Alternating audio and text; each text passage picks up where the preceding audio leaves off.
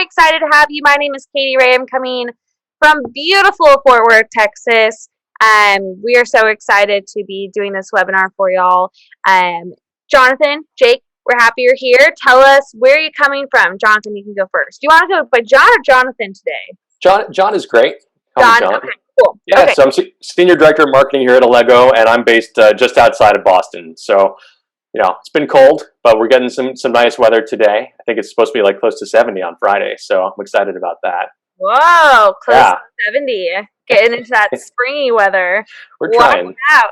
Sun's out, guns out, man. That's right. Jake, what about you? Are you also coming up from Boston? Yes, yep, greater Boston area. Definitely blue skies and sunny today. We've gotten past the 2 months of gray skies and freezing cold, although it's still a little bit cold. But getting nicer out for sure. Excited to be with everybody here today.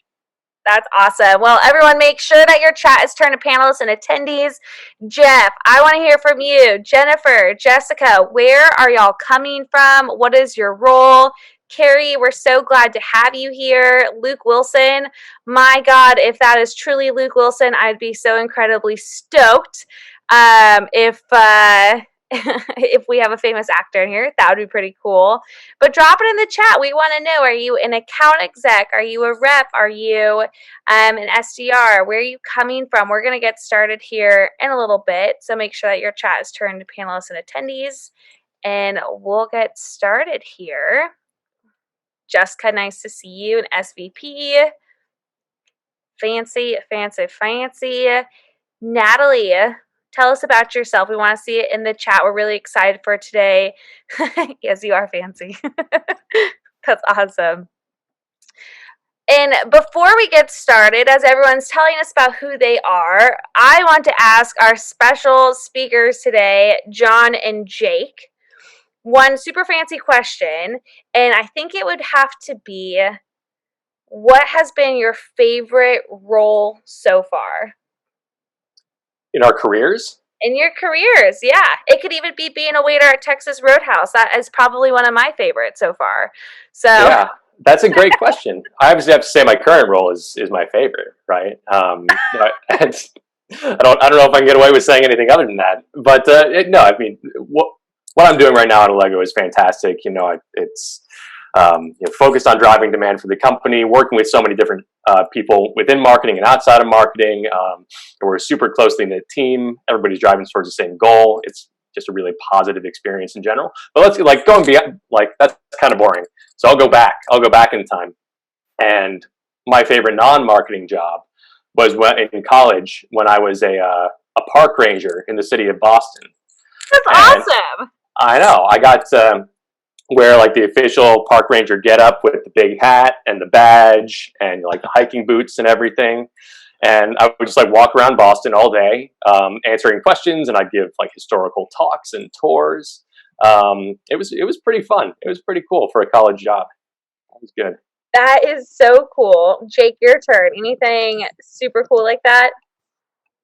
Yeah, I'd say my favorite role. Yeah, I mean, my favorite role is this one. I think that I'm definitely, but other cool, interesting ones. I used to be a commission-only salesperson selling mattresses. That was one of my favorite jobs. That was a cool sales job. No prospecting. Customers come into the store and you got to close them. That's the thing. When you're selling mattresses, you have to be pretty aggressive on the closing side of things. And you got to do it in the store, right? You can't let them walk away.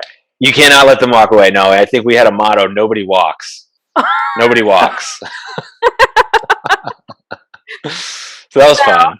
That was a cool job. I was also a professional drummer at one point. That was kind of cool. Cool. Didn't pay as well. I love it. I feel like I've just learned a lot about y'all, and I'm a huge fan. So we are 5 minutes after. Y'all know the drill. Make sure that your chat is turned to panelists and attendees. This is going to be such a fun discussion. I'm going to be dropping questions in there. We want to know the answers. We want to know your thoughts. Do you agree? Do you disagree? Have you tried any of these things? If you want to add anything to it, drop it in there. We're going to be talking throughout the chat and throughout our questions, throughout the whole conversation today. Also, on the bottom bar, if you look, you'll see a giant Q&A box. Well, it's not really that giant, but there will be a giant adjacent Q&A box. Make sure that you are dropping your questions in there. We're going to be answering them throughout the whole discussion. We've got some polls for y'all today. But honestly, y'all are here not to hear me talk, but to hear these amazing, talented guys talk about how do you create these high-performing sellers? How do you use that to optimize your growth? How do you drive efficiencies and effectiveness? Those are my two favorite E-words, so I'm super stoked for this. And I know you both have kind of told us a little bit about yourselves today. So, John, I'll kind of let you jump into it, and we'll kind of go from there. Yeah, thanks, Katie. That's you've set the bar high for us, so thank you for that.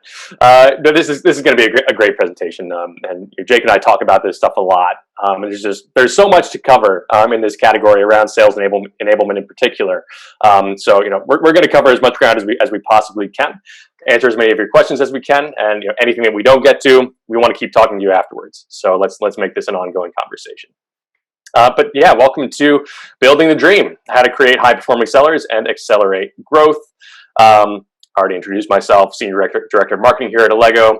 Jake is kind of, he's the standout in this talk. He's our product marketing manager. He is definitely extremely close to the sales enablement process, works very closely with our sales teams. He's been doing this for years. So I'm always excited to hear his perspective on this topic. And I'm going to let him kind of, drive the train on a lot of these points. And I'll just, add some commentary along the way. But let's drive in. Here's a quick agenda. We're going to talk about what sales growth is going to look like or should look like in what we're calling the next normal. Right? We've talked a lot about the new normal during the pandemic, but what's coming next and how can you thrive in that environment? Next, we're going to talk about 4 signs that you need to optimize for growth, and then 3 keys to driving sales enablement, effectiveness, and efficiency. So all those not fun E-words that Katie was talking about right there. So before we really jump in, and I let Jake take over, just kind of want to set the table.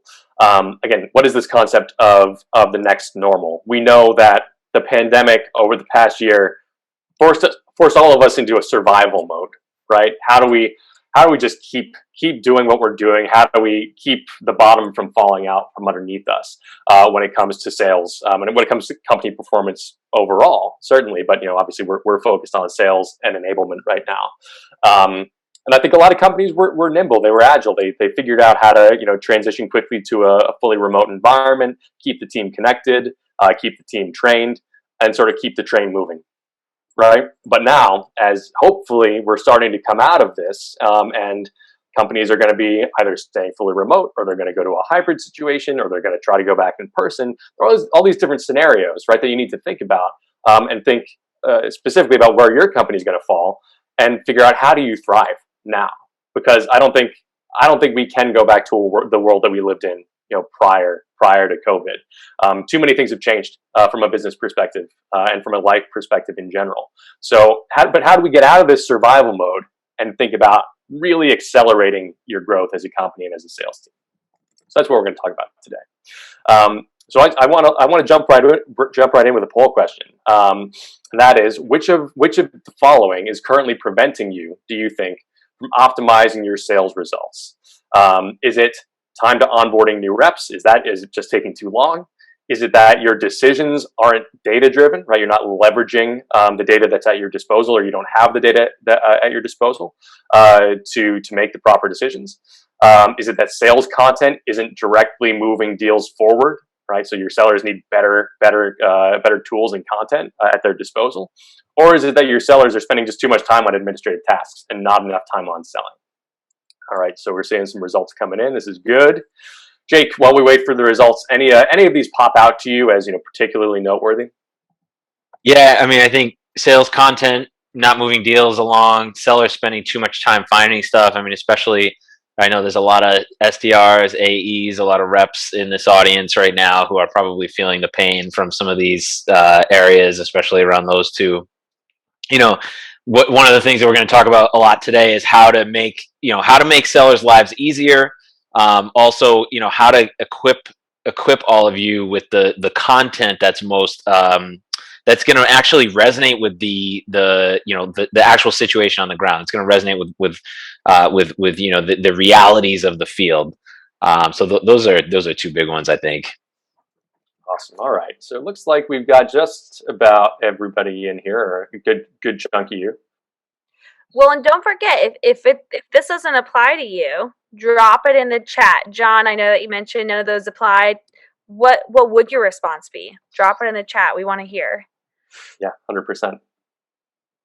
All right. So perfect. All right, Kitty, are we all set here? Yep, we are good. All right, so yeah, it looks like a very, very close race. We've got 35% who are responding that sales content isn't directly moving deals forward, and 39% is the winner, that sellers are spending too much time on administrative tasks. We see that all the time. There are a number of reasons for that, which we're going to talk about throughout this. But this is great. This is great to get a baseline of where you are. None of you are alone in your responses here, and these are all very common pain points. So excited to dive into these more. All right, so let's jump forward. And Katie, I apologize. Is there a way to clear the poll results from the screen here? Yep, you just press the X. It's not popping up for me. Sorry.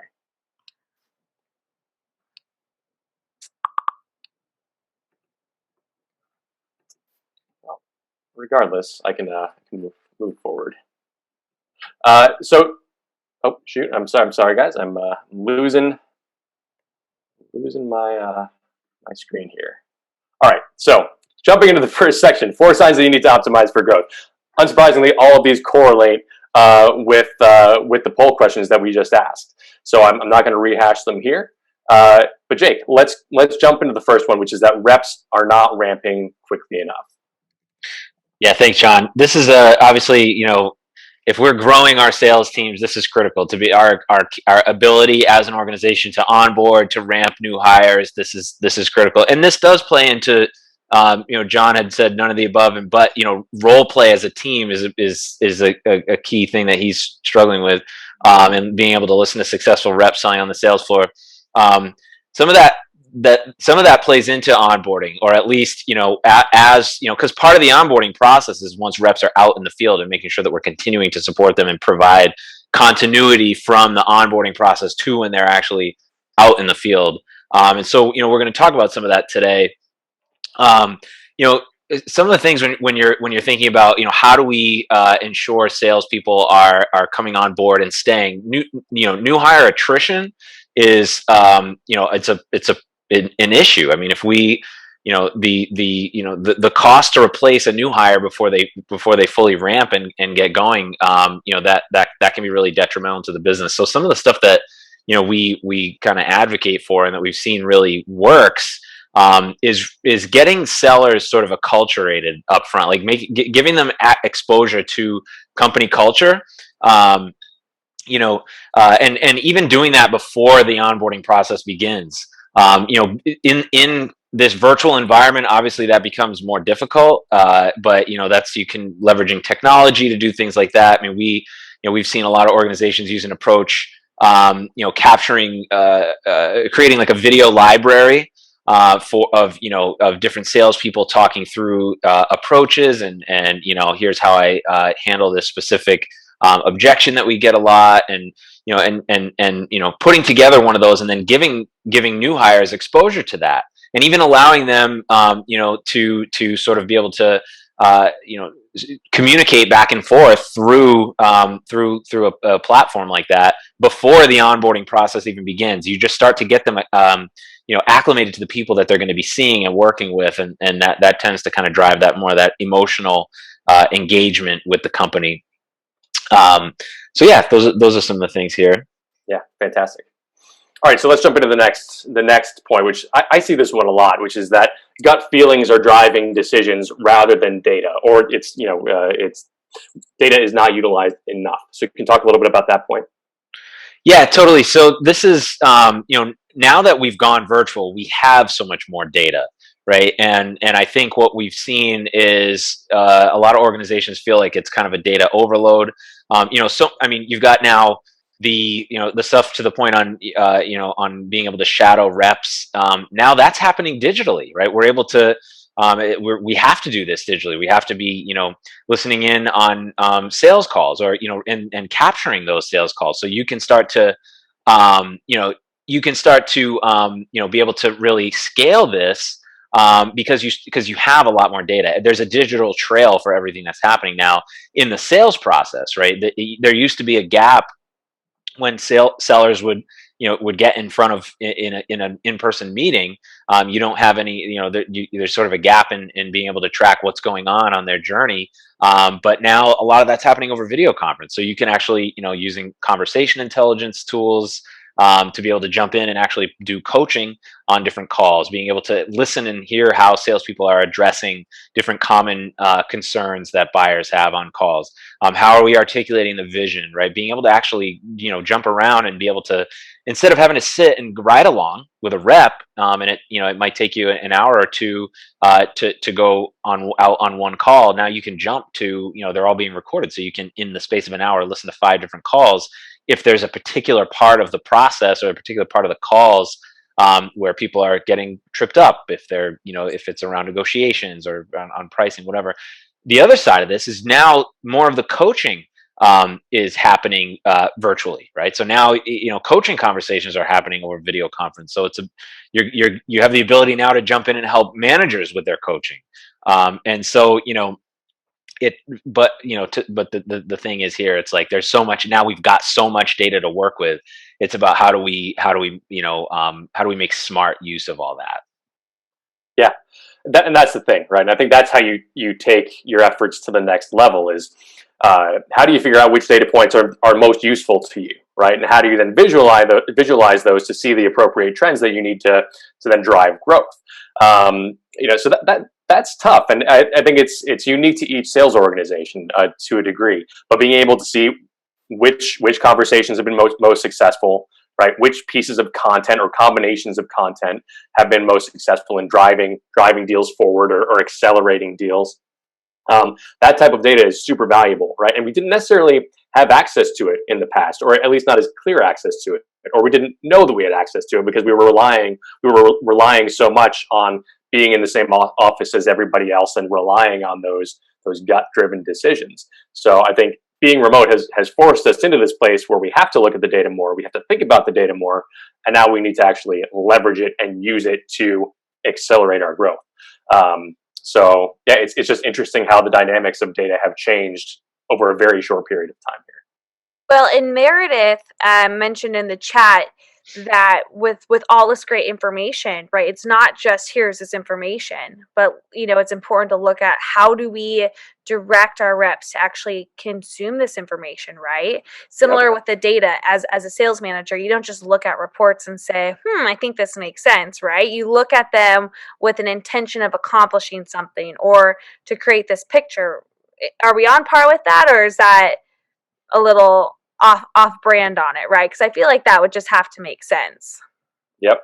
How do you make the data actionable, right, is always the question.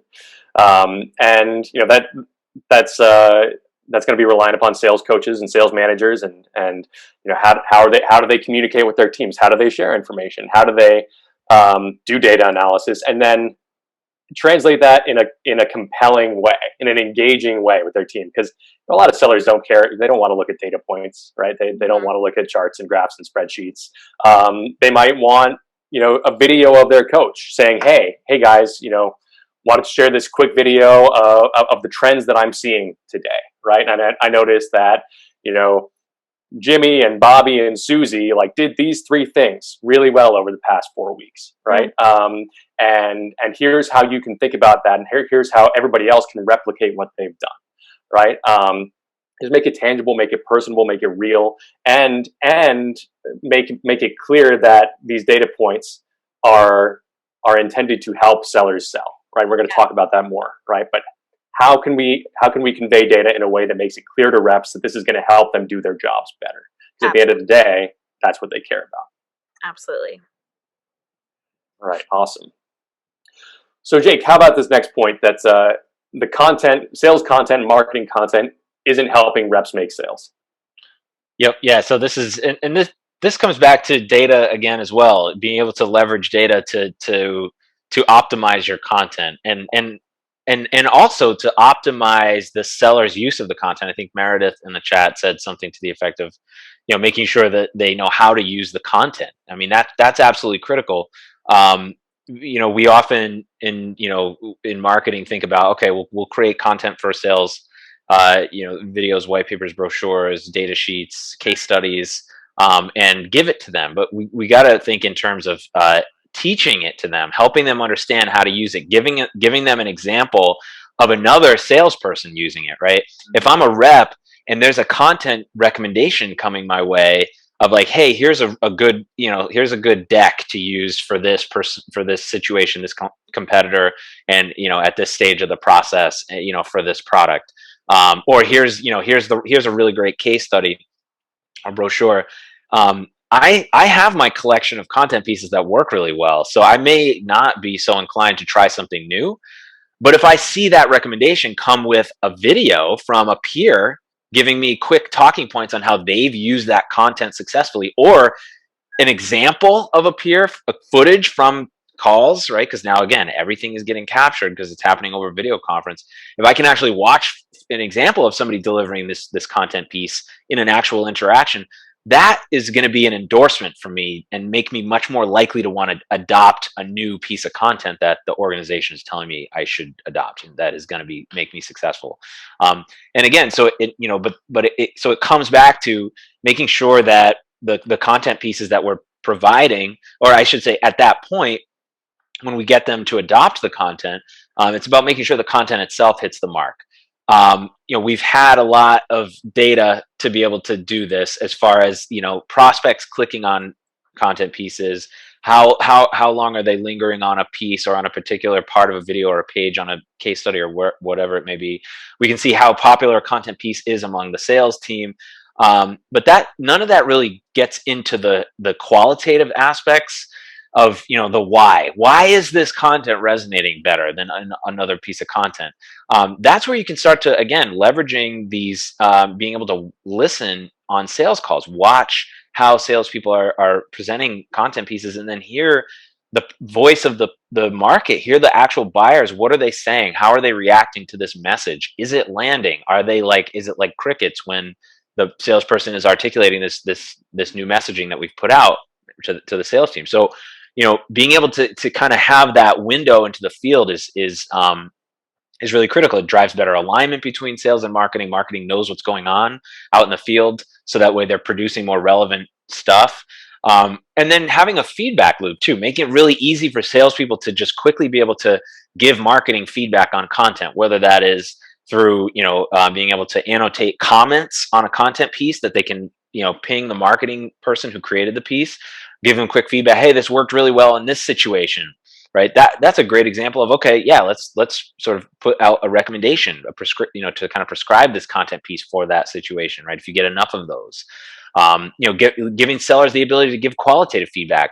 Again, we have seen organizations succeed using kind of a video centric approach, where salespeople capture videos, with, hey, maybe it's when the rep closes the deal in CRM, they get a ping on their mobile device. Hey, record a quick win report. And instead of asking the salesperson to type up, you can just pop open your mobile phone and hit one button and speak to, why you won. And you can even load up a PowerPoint in the corner for them to give them this talking point, to give them, here's the kinds of things that you want to talk about, right? That makes it really easy for salespeople to give you that qualitative feedback.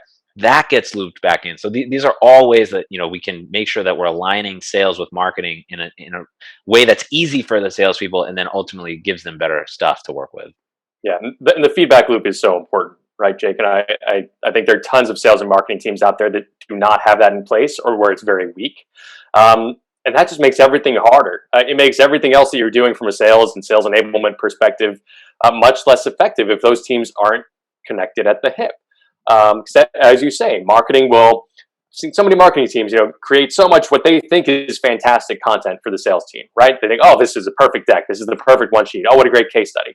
But they're not talking to the sales team as they're creating stuff. And then they just deploy it, right, with no real plan. And it doesn't get used. What's the stat? It's like 80% of marketing content doesn't get used by sales or something like that. Yeah, like And 70%. Yeah. and I mean that's because sales doesn't know where to find it, or they don't know how to use it, or it's not relevant to them, right? And that all has to do with the connective tissue between sales and marketing, and of course the technology that you're using to enable your team as well, right? But really, if marketing isn't talking to sales while they're creating content, if they don't understand what prospects are saying and what's important to them, and vice versa, if sales doesn't have marketing input from what marketing is hearing at the top of the funnel, right? All of those connective points get broken, right? And you're working with a much less efficient engine. So it's fundamental stuff, right? Sales and marketing have to talk to each other, part of the same demand generation engine, but still, you see so many companies where it's not the case that it's worth hammering on this point. That without that, you really don't have anything. Absolutely. All right, so this was a popular answer in our poll. So let's talk about what to do when sellers are spending too much time on administrative work. Yeah. So this is, you gotta, everything we do in supporting salespeople has to be around, make salespeople's lives easier, give salespeople what they want, sort of give the people what they want, right? Because the salespeople are out on the front lines, bringing in all of the business that keeps our companies alive, right? And so the more that we can make their lives easier, the more that we can keep them, the majority of their time in front of a prospect selling, right? Speaking to prospects or, communicating with them in some way. We think a lot about content as far as making their materials and their tools available easily for them so that they're not having to search or it's not having to hunt for stuff. If they want to drop into their content system and find the right case study or the right, data sheet or the right video to use, that it's really easy, that you've got a system where they can search. If they know what they want, they can jump in and search and pull up, a nice collection of stuff that they can choose from.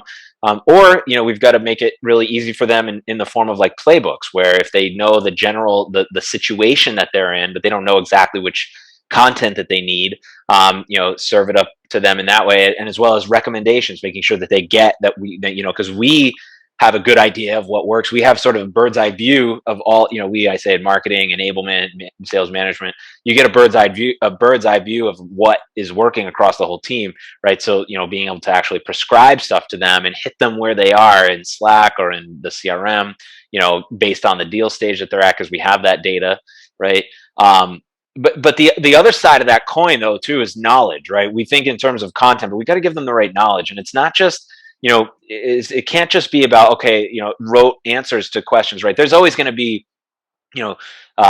managing knowledge, even through Slack, if that's a system that you use, or Teams.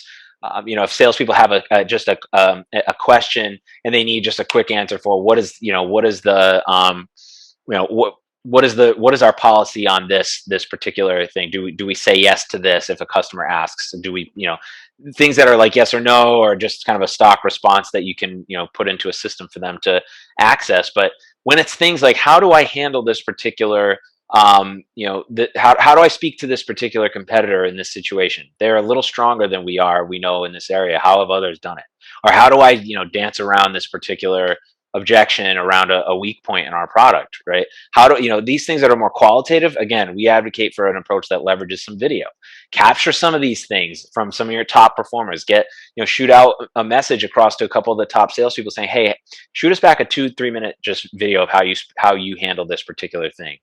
Or maybe you make it a contest. Hey, everybody, send back how you present this, and whoever wins, you get $1,000 gift card.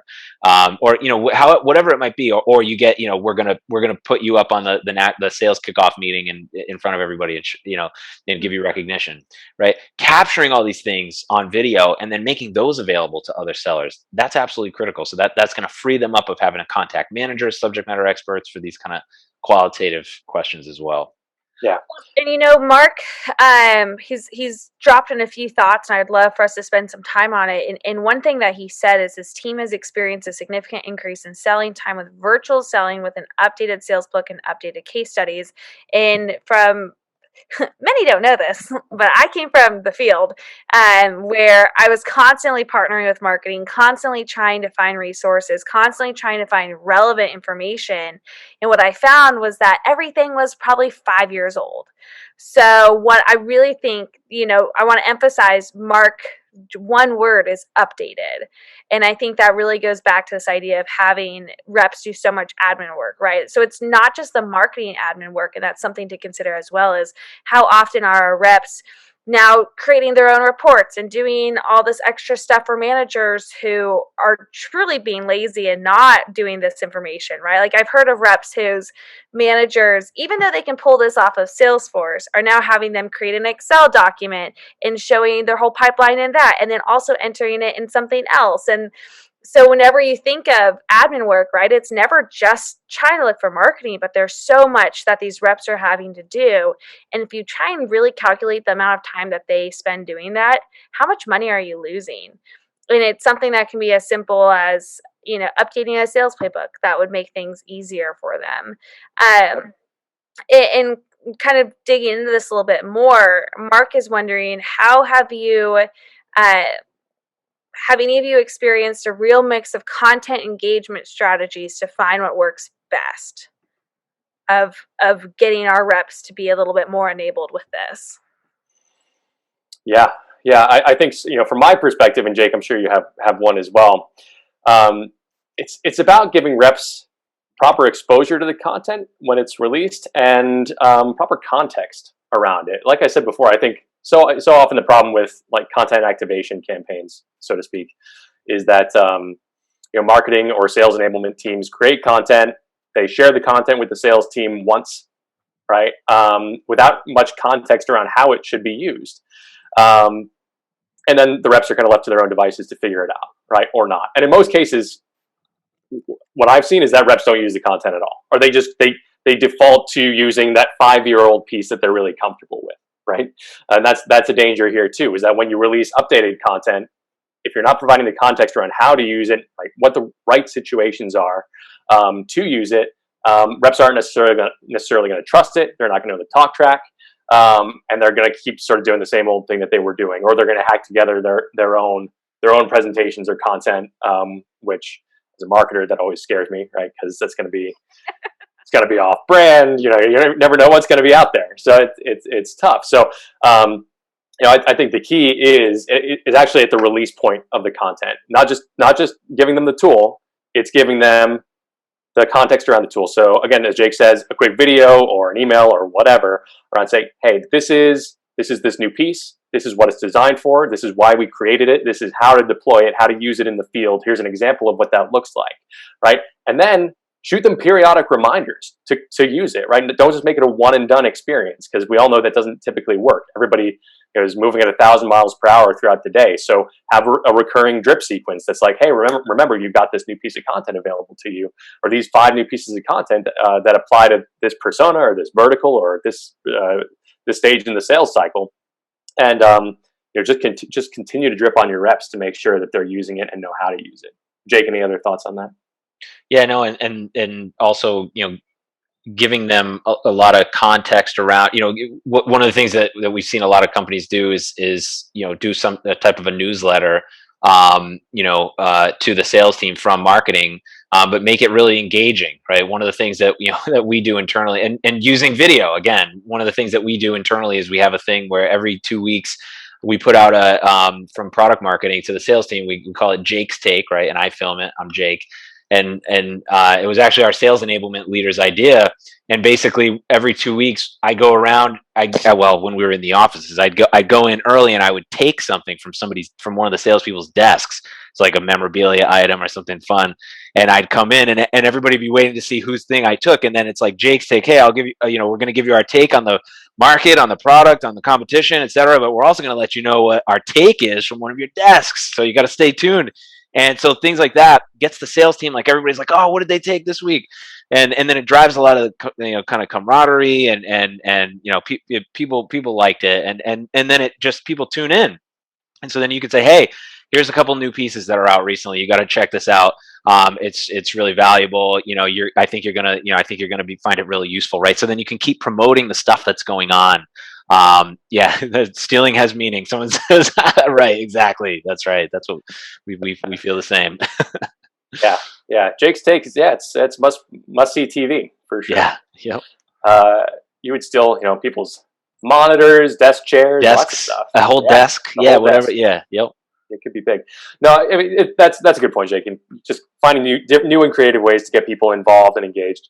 I don't want to spend too much more time on this slide because we need to move on. But I do think this is really important when it comes to growth, right? Because if you think about things that are holding you back, if sellers are not spending their time selling, if they're spending time creating content, looking for content, making their own reports, all of this stuff, they're not selling, they're not in the field, they're losing you money, right? So you've got to figure out, as an enablement team, whatever that looks like in your company, how do you take that work off of their plate, right? And how do you make their lives as easy as possible to give them the tools that they need to go to market, make their pitch, and close deals, right? So this is really key. All right, so jumping into the next section, new poll question. Do you guys feel that you have the right technology in place to optimize your sales process? Simple yes or no question. So Katie, we want to launch that? Absolutely. Perfect. Here we go. Number 2. Super simple. And if you can't do yes or no, tell us why. Tell us in the comments. Why not? Here we go.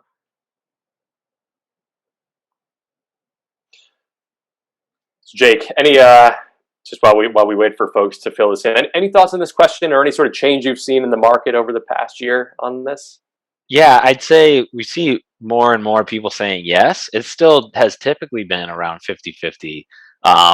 But even among folks who say yes, one of the things that we see is a lot of folks feel like we've got all of the pieces in place at this point, but it's not, not all of them are talking to one another. Not all of them are evenly adopted by the salespeople.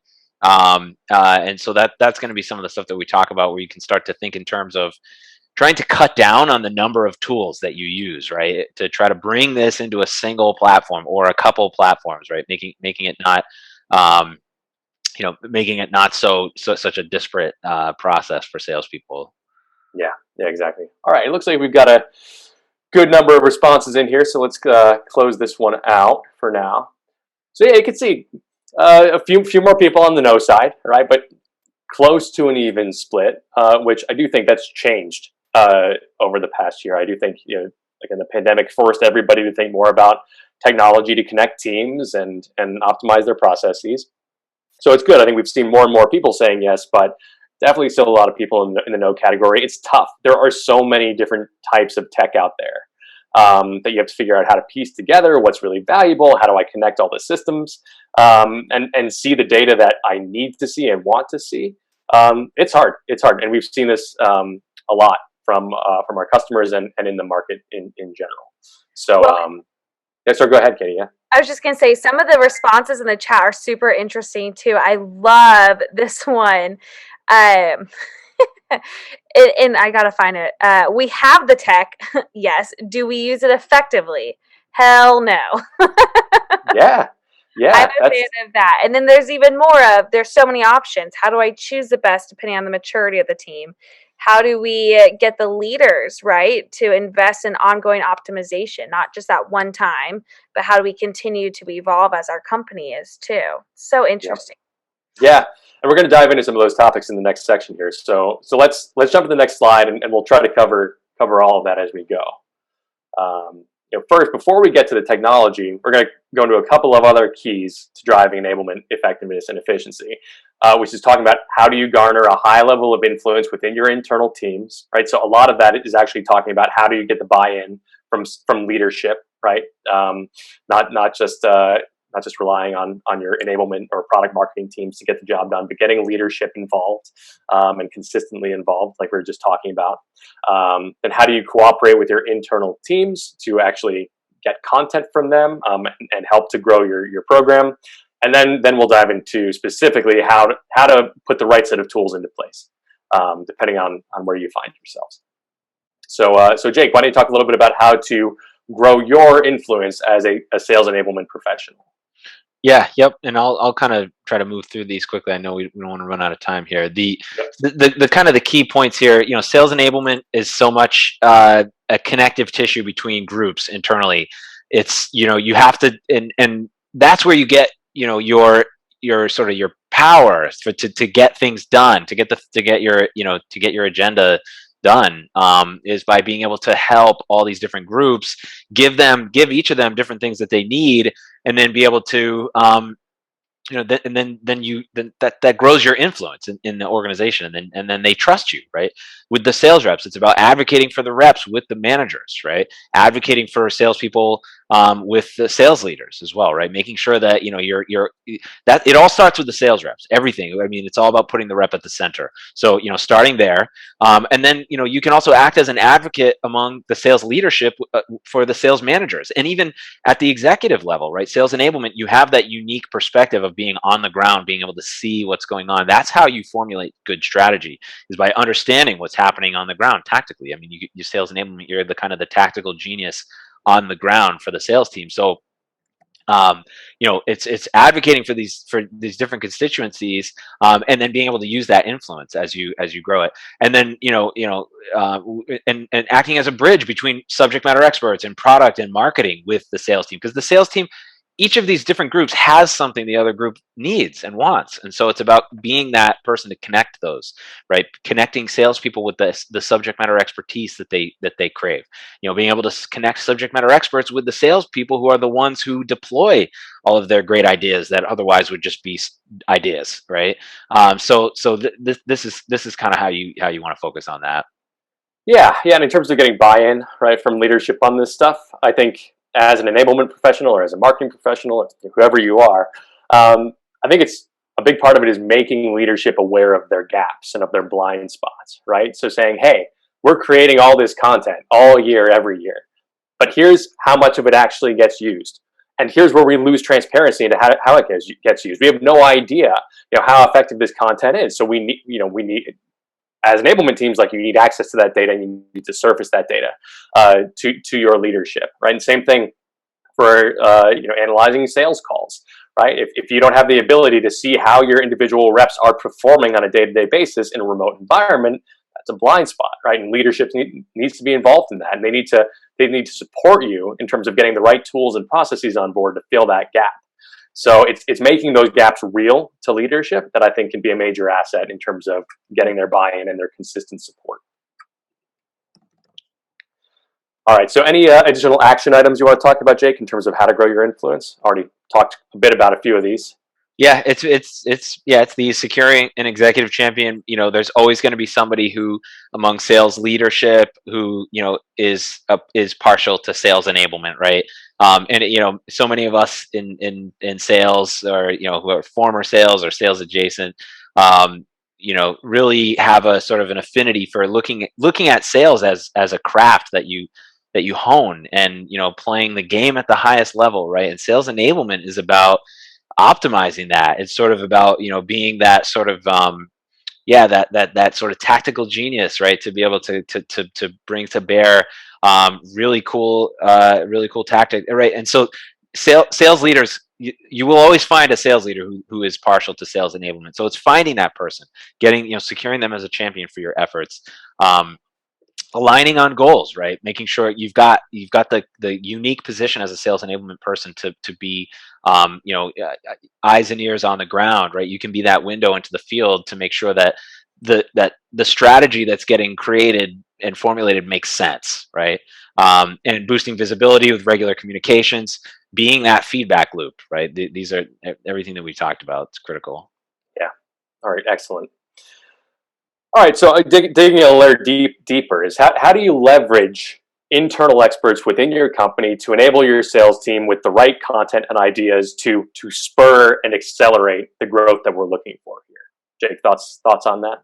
Yeah, so this is, I mean, things like what I talked about with the Jake's take, with the videos coming from, subject matter experts, giving them a means. If I hadn't talked to our sales enablement leader, I wouldn't have thought of that idea. She was like, no, here's what the sales team needs. You should do like a biweekly video, and it's a digest, and and make it fun. And we came up with the idea and all that. So, making sure that you set up those modes of communication, capturing that knowledge from subject matter experts in marketing and product, capturing knowledge from salespeople. We've got, you know, there's so much incredible knowledge out there among the reps, right? And who do salespeople want to hear from? They want to hear from other successful reps.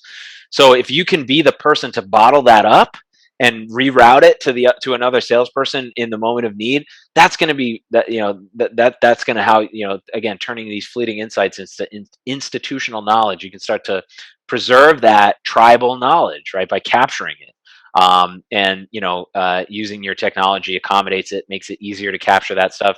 Again, we advocate for an approach using video because it's easier to capture. Salespeople are verbal; they don't want to have to type something up. It's much easier to just capture something on video if you have an insight, or if you give a salesperson, prompt them. A lot of times they need prompting. Hey, walk me through how you would handle this. We want to, you're an expert here. We want to make this available to other salespeople. That, people often mistake salespeople for being just about the money. It's not just about the money. Salespeople want to play the game at the highest level. Salespeople want to get recognized for it. People want to share ideas. We love sales, right? That's the whole thing. Is like the whole thing, the noble profession thing. I mean, I know myself personally. It was like selling opened up my whole life, right? The ability, now I have control over my destiny, my income. And it's cool, all the psychological tactics and the different things that we do. So it's about making that stuff available, capturing it, and letting people share it with one another. That's really how you can start to let this thing kind of take off. It's almost like bottling up, that individual motivation from each salesperson, right? And all that individual knowledge that they all have, and connecting them, right? And turning it into this ecosystem of shared knowledge and motivation, right? And trust between sales teams. Obviously, good bite-sized video is a great way to do that. This idea of turning fleeting insights into institutional knowledge, again, when we're thinking from a growth perspective, this is one of the most important things you can do. Because just think about all the conversations you've had with sellers or between sellers that happen on a walk to the bathroom, right? Or at the water cooler, or making lunch, right? There's so many good ideas that are tossed around every day, but you don't necessarily bottle those up and share them with the rest of the team. If you can find a way to do that in a really clean and simple way, that scales out to your whole team, and everybody can see just like a 1-minute video of reps sharing a great idea, or of a challenge that they encountered during a pitch. Everybody can be exposed to that content more regularly. It's going to build more trust and understanding between the team. It's going to equip them with more knowledge to do their jobs better. And you're going to see it in your results, right? As this shared knowledge base grows and expands. So I think that's a really key point for all of this. Yeah, agreed. Any additional action items here that you want to cover, Jake? No, I mean, I think we touched on all of this. Aligning, enlisting your subject matter experts, coach the coaches. Now we've got the ability to help managers, coach more effectively, give them the tools, see their coaching, help them, because it's happening over video conference, so much of it now. And we can scale coaching using call coaching, conversation intelligence technologies, right? Coordinating content, crowdsourcing learning, like we were talking about, give salespeople access to other salespeople's knowledge. And that's a way to create that culture of continuous learning, because, salespeople, how can you make it easier for them to learn from one another?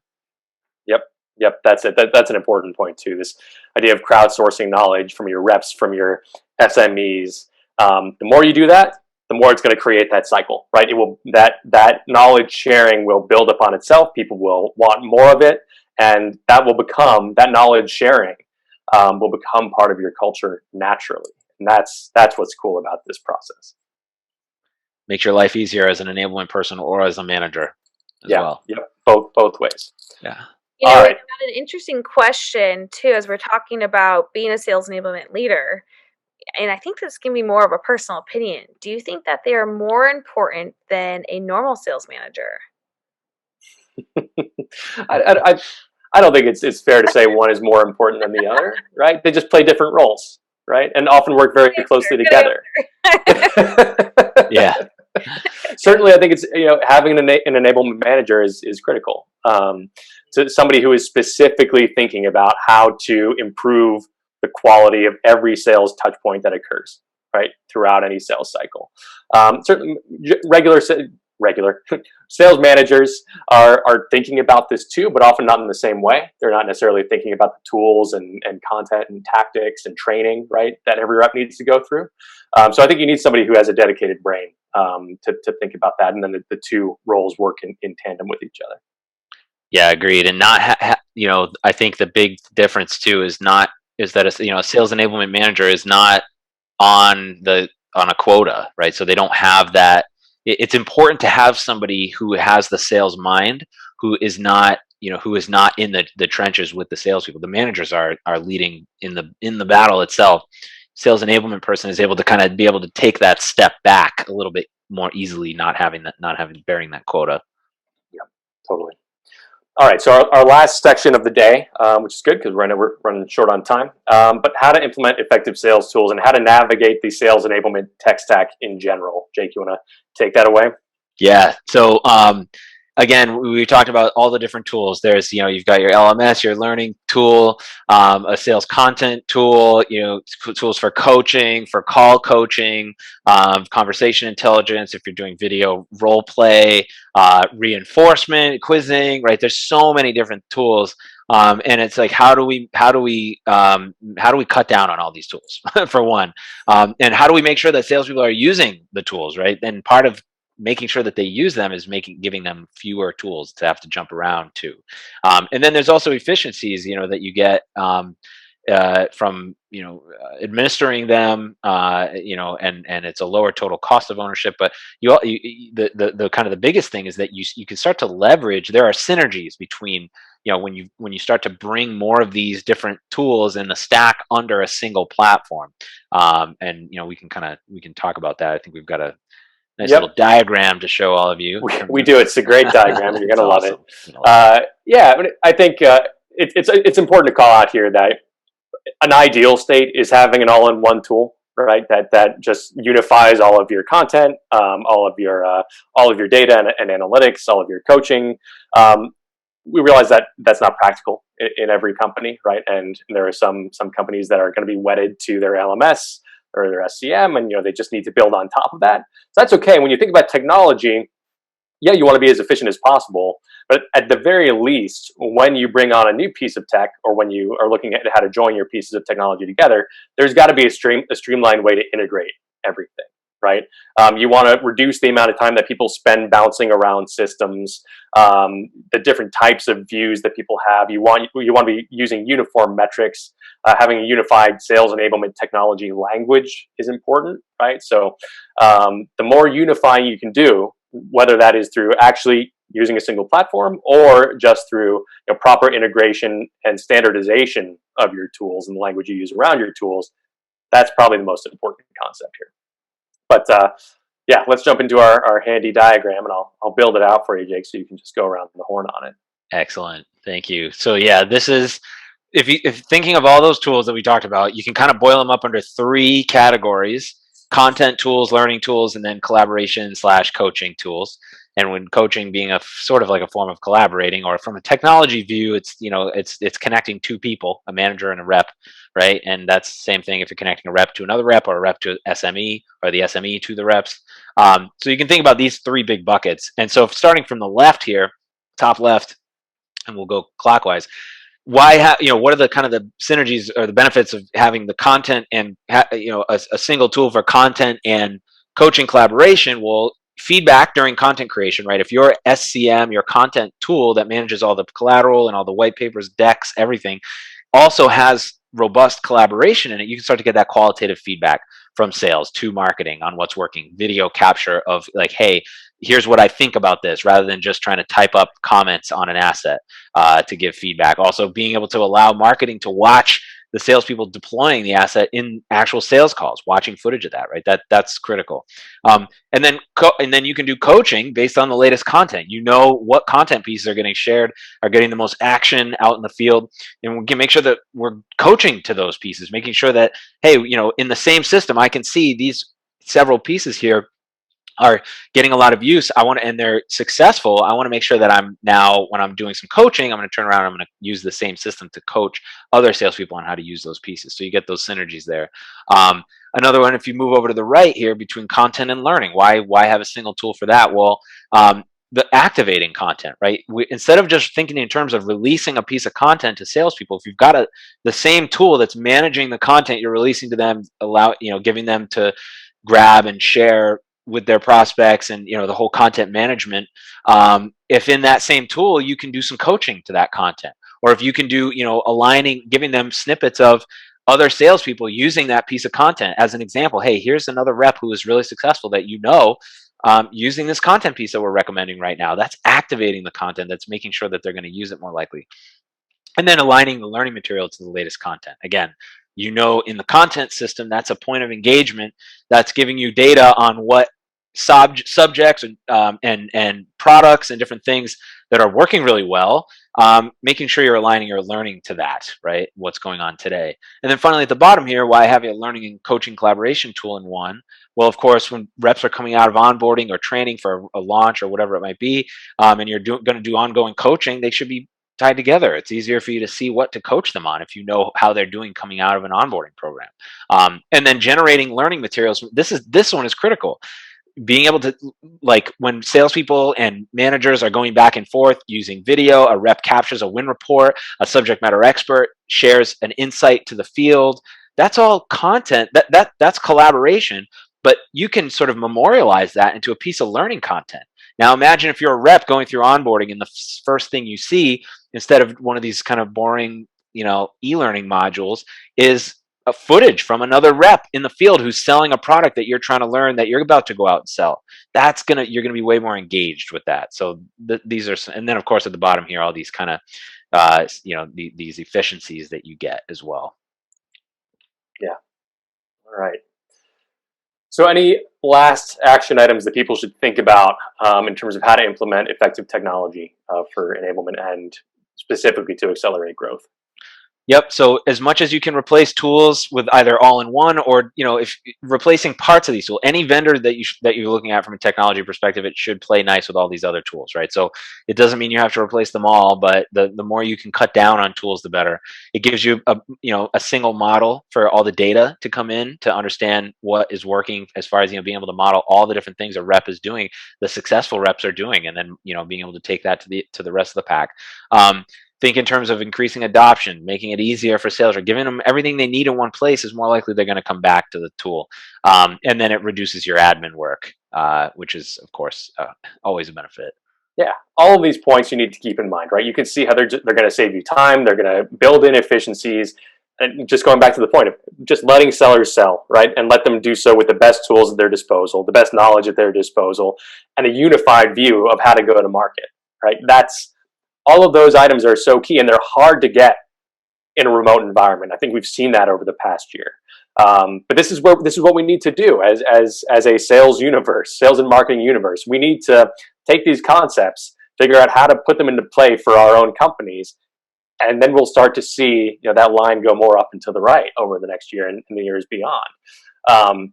That's where we all want to get to, right? We want to get out of this how the heck do I survive mode and really start thinking more strategically and in an elegant and unified way about how we go to market and the tools that will help us get there. So that's it. I know we're right at time. Definitely feel free to reach out to either myself or Jake specifically with any additional questions. You've got our contact information right here. You can connect with us on LinkedIn. I encourage you to check out our new ebook on the new sales enablement tech stack. It dives deeper into a lot of the concepts we talked about today. So you can just visit this URL right here and go download that if you like. But Katie, I don't know if we have time for any more questions, but I'll hand it back to you. Awesome. Yeah, we are right at time. So I just want to say thank you to everyone who attended. I know that there was amazing engagement as always, lots of great questions. Don't forget, if you ever have any just questions, discussions, any ideas, drop it at saleshacker.com. We've got an amazing community of over 15,000 members with awesome questions, discussions happening right now. But more importantly, you are going to be getting a recording of this session today within 24 hours, and it'll actually have the deck in it, so you'll be able to look through, use it to build up a use case as to why you should really get a unified 360 view for your sales enablement tools. Yeah, this has been awesome. Thank you all so much. And once again, everyone, thank you for attending. We'll see you on Thursday.